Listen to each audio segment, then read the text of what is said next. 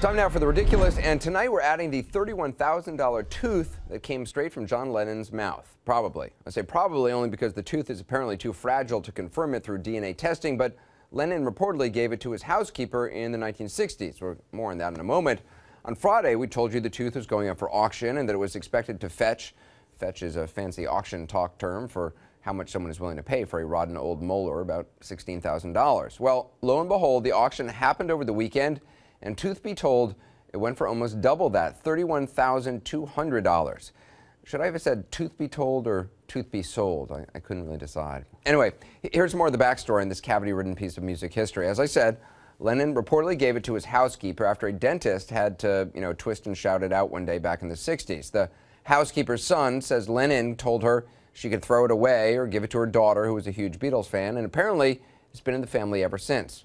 I was happy to read that this wasn't the only gift that Lennon gave his housekeeper and her family. There were other things like jewelry and jackets and other stuff that didn't come out of his face.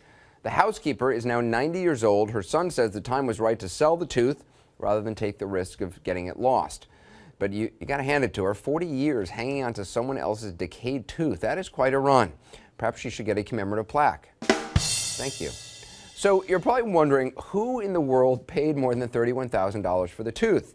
Apparently the winning bid was from a dentist in Canada, which I suppose is appropriate. He'll probably hang the tooth in his dental office so all his patients can have their own brush with fame.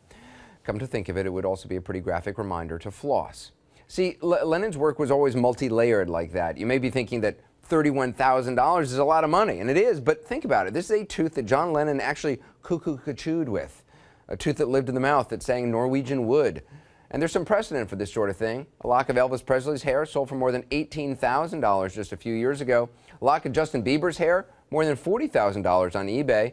So I guess that means in the world of biologically based music memorabilia, Bieber hair costs more than Beatle teeth.